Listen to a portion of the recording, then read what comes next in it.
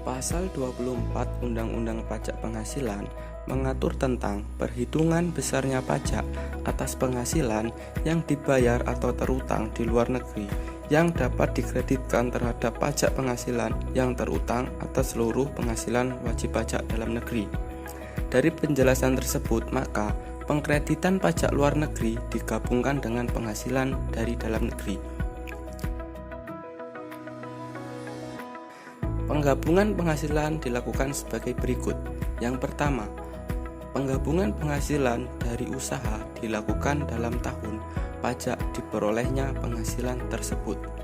Yang kedua, penggabungan penghasilan lainnya dilakukan dalam tahun pajak diterimanya penghasilan tersebut. Yang ketiga, penggabungan dividen dilakukan dalam tahun pada saat diperoleh dan ditetapkan sesuai Menteri Keuangan. Batas penghitungan jumlah pajak yang boleh dikreditkan. Nah, sumbernya ditentukan sebagai berikut. Pertama, penghasilan dari saham dan sekuritas adalah negara tempat badan yang menerbitkan saham atau sekuritas tersebut. Yang kedua, penghasilan seperti bunga, royalti, dan sewa sehubungan dengan harta bergerak adalah tempat pihak yang membayar atau dibebani bunga, royalti, atau sewa tersebut. Ketiga, penghasilan bentuk usaha tetap adalah negara tempat bentuk usaha tetap tersebut menjalankan usaha atau melakukan kegiatan. Keempat, penghasilan dari pengalihan atau seluruh hak penambang atau tanda turut serta dalam pembiayaan atau permodalan dalam perusahaan pertambangan adalah negara tempat lokasi berada, dan juga beberapa sumber penghasilan lainnya. Batas maksimum kredit pajak diambil yang terendah. Di antaranya ada 3 unsur perhitungan sebagai berikut. Yang pertama, jumlah pajak terutang atau dibayar di luar negeri. Yang kedua, penghasilan luar negeri, yaitu seluruh penghasilan kena pajak dikali PPh atas seluruh yang dikenakan tarif pasal 17. Yang ketiga, jumlah pajak yang terutang untuk seluruh penghasilan kena pajak. Apabila penghasilan luar negeri berasal dari beberapa negara, maka perhitungan batas maksimum kredit pajak dilakukan untuk masing-masing negara. Perhitungan penghasilan kena pajak tidak menghitung kerugian yang diderita di luar negeri.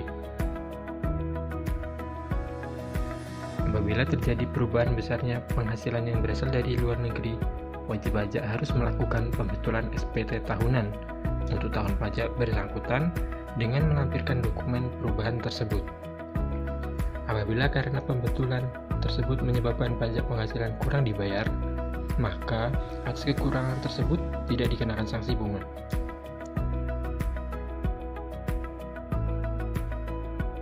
Yang pertama, laporan keuangan dari penghasilan yang berasal dari luar negeri.